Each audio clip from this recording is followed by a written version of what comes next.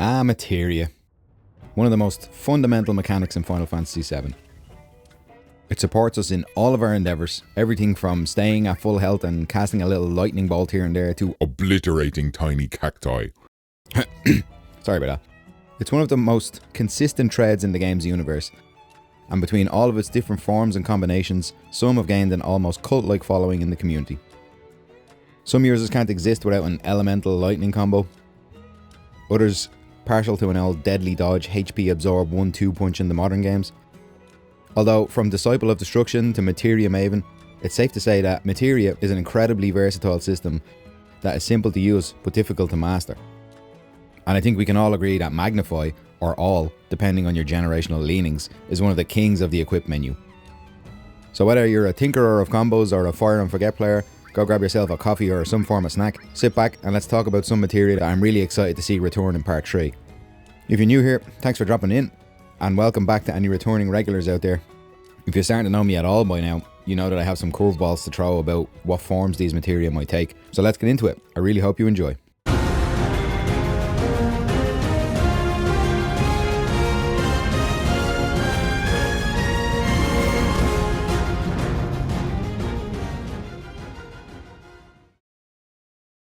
So we'll do an extremely brief overview of materia because I'm fairly certain most of you know what it is by now. At least I hope you do. But I'm a big fan of defining things from the ground up so we can be properly informed by the pre-existing data when we speculate. It's the only responsible way to theorise, you know? Materia. The knowledge of the ancients crystallised through the lifestream. It allows us to access the knowledge of the lifestream itself and grants us access to the power of the planet and its memories. To blast our enemies into smithereens with, of course. This is usually where I go over the historical context and contrast between the original and remake and rebirth. But like I said in the intro, materia has remained extremely consistent across the catalogue of Final Fantasy VII titles. The only big difference being expanded selection in certain games. The general idea has remained largely consistent throughout. Pick a slot in your weapon, chuck a materia into it, and away you go. It ain't broke. The only difference we're talking about, and precisely why we're here, is actually an absence. Now that we're in the mid-game period of the original, after Rebirth, there's naturally a lot of late and end-game materia that we haven't encountered yet. So let's take a look at the 7 returning materia that I'm most excited to see and talk about how part 3 might throw an interesting spin on them. I'm putting this one first because it's been in Remake and Rebirth already, but it's taken 2 different forms, so that alone is enough for me to think that they'll iterate on it again for part 3. And that materia is enemy skill. In Remake, there's a colossal total of 4 entire enemy skills. In Rebirth, that total was brought up to a more respectable 7. We like that number around here. Rebirth also made the skills themselves far more relevant. Things like Sonic Boom and Plasma Discharge were super powerful even for the endgame challenges in Rebirth. The original though had 24 enemy skills to be learned across the entire world map and game. You needed the materia slotted into a weapon or armour before you were hit by the enemy skill to learn it, and some of them were just as powerful as Plasma Discharge or Sonic Boom. And your character did a funny little twirl when you learned it too, and that was cool. Take Trine for example. I was so excited when I saw the Materia Guardian use Trine in the intro to Rebirth, only to find out it wasn't part of the enemy skill roster. This was when I first thought we might see the Materia Guardian again someday, and I still believe that. Maybe next time he'll have a thing or two to teach us. Extremely honourable mentions from the original enemy skills also include Big Guard, Pandora's Box for just how whacked and glitched out it was. It could only be learned once per save file. This would later turn out to be a glitch, but I think it kind of added to the skill's allure in the long term.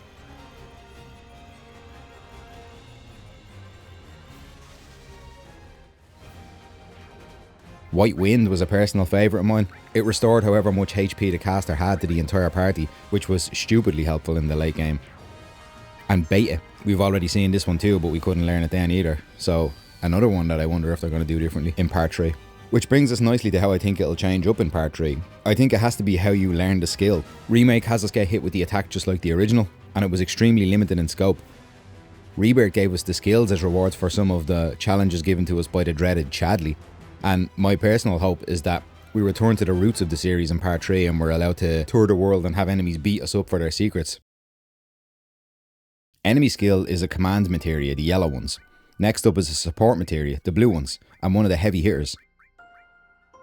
Support materia does nothing by itself, but linking it with a green materia is when the madness starts, especially with Quadra Magic. Quadra Magic in the original does exactly what it says on the tin. When you link Quadramagic with a green materia, the green materia will be, you guessed it, cast 4 times in one turn. It still costs 4 times the MP, but it allows for some insane damage output when you pair it with late game spells like Ultima. It's one of the Materia Cave materia. You have to have bred at least a black chocobo to get your hands on it, so you need to be at least in disc 2. I've no doubt these caves will be some sort of late game quest in part 3, and I'm really looking forward to that, honestly. The interesting thing I have to say about this for part 3 is that I think we may have already seen it in Rebirth.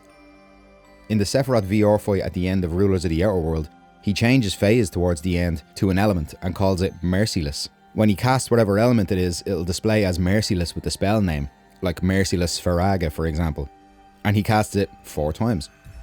It's a clever place to hide the spell, because the vast majority of players are never going to see it, and the ones who do are far too preoccupied with staying alive to overanalyze the names of his move. I must just be weird. This touches on an interesting narrative point too. Sephiroth might already have access to some of the most powerful materia in the livestream. He's already firing materias at us that we won't get to see until the end of part 3.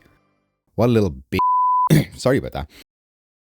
Anyway, Quadramagic only had one limitation in the original. You couldn't successfully pair it with Knights Around. Oh hey, would you look at that? Knights Around is the next one I was going to talk about. What a coincidence. I actually don't have an awful lot to say about Knights Around. It is pretty self-explanatory though. It's just one of the most badass moves in the entire series. 13 Knights come out and obliterate your enemies, simple as that. Only a handful of enemies in the entire game can survive even one round with the Knights, and rightly so, because you have to work your arse off to get the summon. It's the ultimate attack in the game, second only maybe to a fully powered Omnislash. I wanted to put it in here because I'm actually insanely hyped to see what way they managed to bring it into the 21st century. If you've seen the Final Fantasy XV movie Kingsglaive, you know just how awesome and large scale they can make an attack like this. And just how truly awe-inspiring characters like these can be made with storytelling behind them. One point I'd like to bring up is that I definitely think we're going to have a narrative element tied to them. We've already had Gilgamesh mention Excalibur in the fight against them, the same weapon that the final Knight of Round attacks with, so I feel like they're setting up Knights Around to be a big element. I mean, I feel like they kind of have to. They're the ultimate summon materia in the game. The only way they could be made cooler is if they had narrative elements to them. Maybe the Knights this time are the swordsmen of legend that Gilgamesh travels around and fights, or maybe they're the summoned Cetran Knights that fought Genova 2000 years ago. Let me know what you think they'll be. Knights Around is the supreme summon materia in Final Fantasy VII's world. Our next materia sits at the top of its bracket just like Knights Around, but the magic category, the green one. Ultima. We don't really know much about this materia, which is kind of weird. After the huge materia train section in Corel, a little boy just hands us this for saving the town. Okay, thanks weird little kid. Where did you find the most raw and powerful magic on the planet? I don't think he should have had that. He does tell you that he found it down a well, but honestly, I think that kind of leads to more confusing questions about the kid. Ultima straight up ignores if you have Reflect cast on you and is non-elemental, so no enemy can absorb it. It also means no enemy can be elementally weak to it, but its raw power more than makes up for that fact. Similar to Knights Around, I'm really just excited to see what kind of context they give Ultima in part 3. I think they're going to capitalise on the mystery that a lot of these spells had in the original and give them far more in-world context and really cement them into the world building and overall narrative.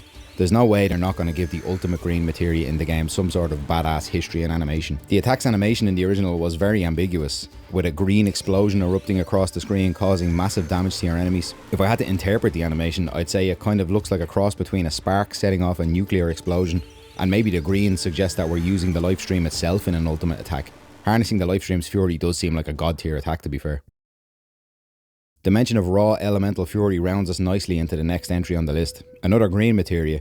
This one contains the most raw and powerful of each single element in the same green materia, and has a funny little side quest to complete before you get it in the original. Let's talk about Contain. I have thoughts about Contain. In the sleepy town of Mideel, there's a chocobo that's holding onto a super powerful materia. Considering the disaster that befalls Mideel, the town is destined to be in ruins, swallowed by the lifestream. Whether you're returning to it after the disaster, or you picked this materia up before, there's a tiny white chocobo that runs around with a little girl. Feeding that tiny chocobo...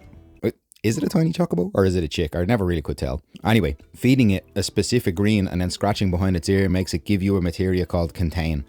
The materia contains 4 extremely powerful elements: Freeze, Break, Tornado, and Flare. One for each element. That's it. In the original, it was just a really cool late game spell that felt unique and dealt hefty damage. But the elemental destructive force is not why I'm excited to see it in part 3, no. Just like Quadramagic, I think we might have already seen it in Rebirth. On one of my many run-ins with Sephiroth Reborn, I noticed that one of his moves looked oddly familiar. Great Tribulation is an ice move where Sephiroth basically drops a glacier on your head, and it bears a strikingly similar appearance to Freeze. Once I noticed this, I became hyper aware of watching Sephiroth Reborn's moves, and he had high tier moves for each element. This makes a lot of sense considering he shifts elemental affinities throughout the fight. Infernal Flare even has the word flare in it. Great Tribulation, Karaunos, Rapture and Infernal Flare.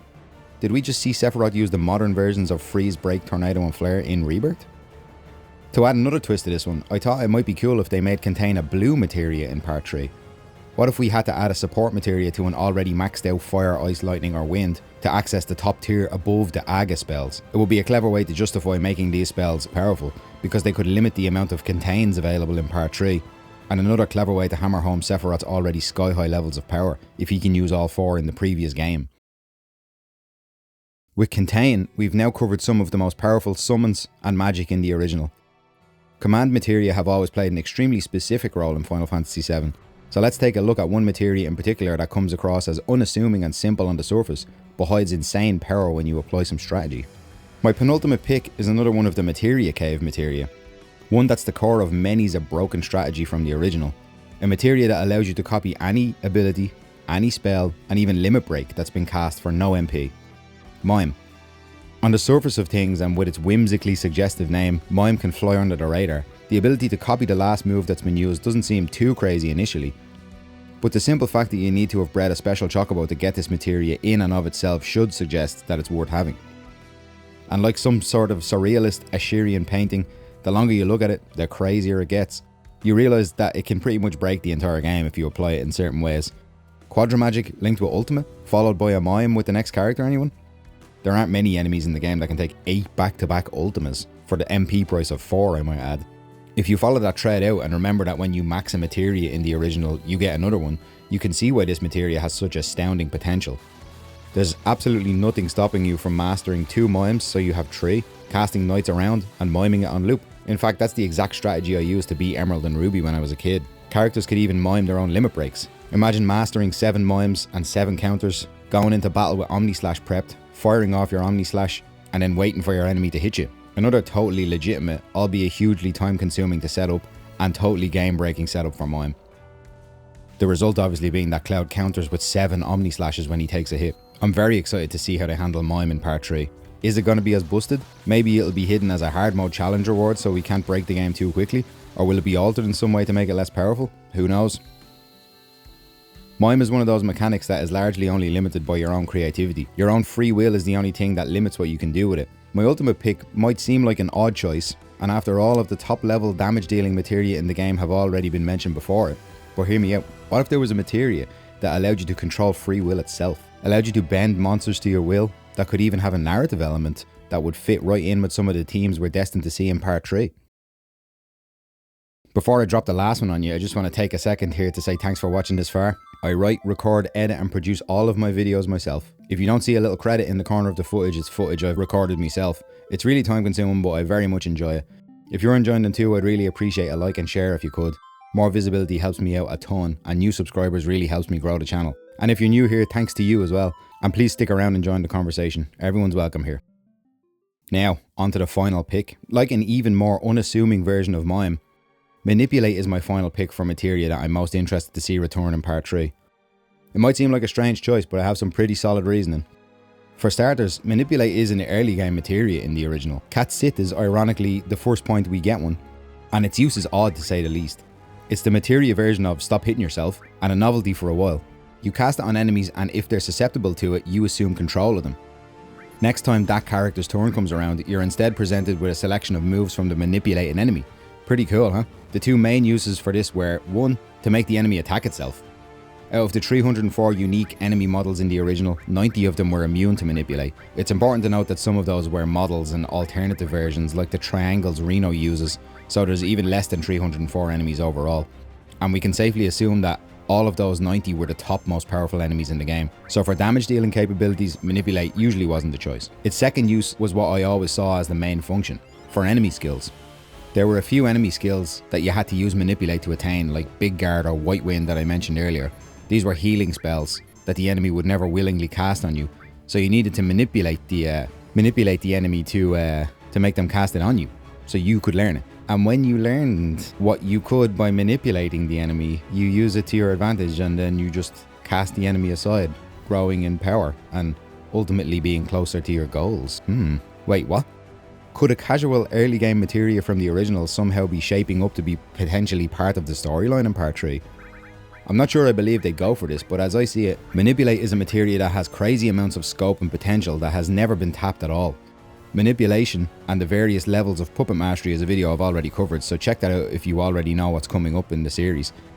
Manipulation is already a heavy theme in Final Fantasy VII, and we're already far past the point where it showed up in the original. I don't really see Square leaving it out altogether or any reason why they would, so how do we think they'll implement it? Thinking back to the video I made about the oldest creature in Final Fantasy VII's world, I touched on the idea that Square might let us play as the summons in part 3 like they did in Final Fantasy X. If it turns out to be the case, what's to stop them expanding on that and allowing us to use Manipulate to actually play as some of the enemies? After all, they did it in the original. The caveat being that the original was a turn-based game where playing as the enemy didn't really mean an awful lot in terms of mechanics. If Square were to apply the same mechanics to part 3, we could potentially see a combat system that allows us to take physical control of enemies and fight as them in battle to fulfill the same mechanical slot that it did in the original, but in a much more fleshed out and 21st century way. Personally, I'd love to be able to run around battling as the enemies in the open world. I've always wanted to run around as a cactuar and cause mayhem. I mean, the natural question from there is who would you want to play as if there was no limitations on who you could manipulate? So there's 83 distinct materia in the original Final Fantasy VII. We've covered 7 of them that I consider to be the ones that have the most potential going into the series finale in part 3. Now it's time for you to get involved and chuck some of your own materia desires for part 3 at me. What do you want to see, even if it's just for nostalgia reasons? As always, I just want to take another moment to say I really appreciate each and every one of you that takes time to watch my videos. I genuinely feel honoured that some of you spend your internet time on me. I love making these videos, and it warms my heart to know that there's good intentioned and positive people still out there on the internet. Thanks so much for watching, guys, and I really hope to see you in the next one.